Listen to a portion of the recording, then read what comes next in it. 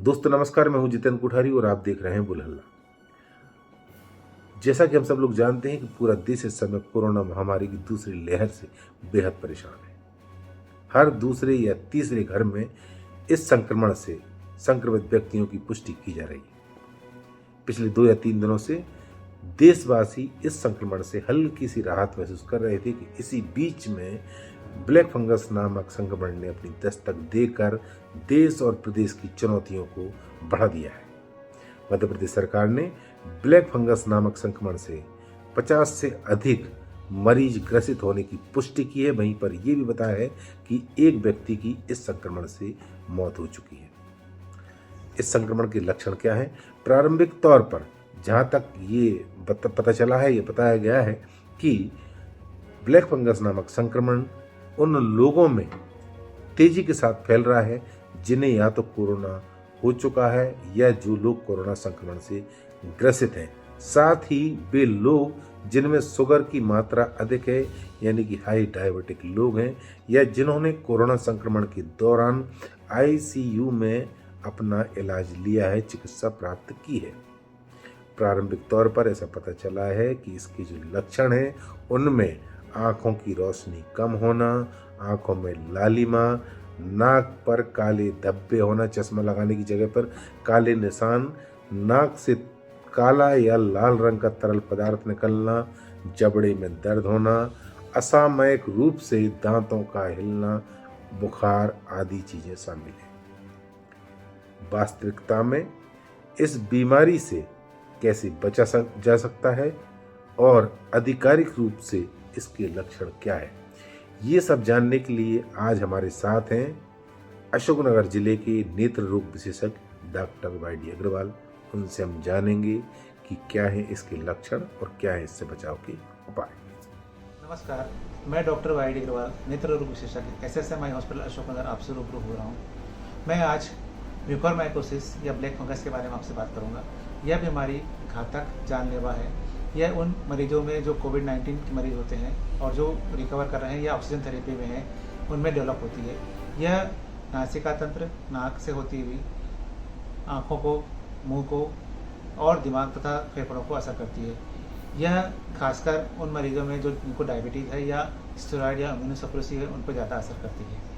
यह बीमारी 2 तरह की होती है। एक होती है ROCM, राइनो ऑर्बिटो सेरिब्रो म्यूकोरमाइकोसिस। इसमें नाक में सूजन, पानी आना, नाक से खून आना, नाक में दर्द होना, आँखों में दर्द होना, आँखों में लाली, सूजन, आँखों के पलकों का बैठना, आँखों का बाहर आना या निगाह खत्म हो जाना, चेहरे पे सूजन, चेहरे पे झंझनाहट होती है। अगर ये दिमाग में चली जाए तो लकवा हो सकता है या फिर झटके आ सकते हैं या जान भी जा सकती है। दूसरा होता है पल्मोनरी म्यूकोरमाइकोसिस। यह फेफड़ों में असर करती है, जिससे खांसी, बुखार, न्यूमोनिया आदि हो जाता है। इस बीमारी को पता करने के लिए हमें अस्पताल में भर्ती होना ही पड़ेगा, जिसमें ENT checkup, bronchoscopy, CT scan, MRI आदि किया जाता है, जिससे ये इस बीमारी का पता चलता है। इस बीमारी का इलाज करने के लिए सबसे पहले हमें डायबिटीज़ कंट्रोल करना चाहिए। दूसरा, हम अगर स्टेरॉयड या इम्यूनोसप्रेसिव दवाइयों पे हैं तो उन दवाइयों का इस्तेमाल कम या बंद करना चाहिए। तीसरा, अगर हम कोविड के पेशेंट हैं या हम डायरेक्ट लगातार ऑक्सीजन थेरेपी पे हैं तो हमें ह्यूमिडिफायर में जो उपयोग होता है पानी, उस पानी को टैप वाटर ना यूज़ करके डिस्टिल वाटर या RO का पानी यूज़ करना चाहिए। इस बीमारी का medical treatment anti fungal drug होता है, जिसे एम्फोटेरेसिन भी कहते हैं। यह दवा बहुत महंगी होती है तथा आसानी से नहीं मिलती है। इसे इंजेक्शन के रूप में कम से कम 3 से 7 हफ्ते तक दिया जाता है। इसके अलावा ओसाकोनाजोल या इसावुकोनाजोल टैबलेट्स भी दिए जाते हैं।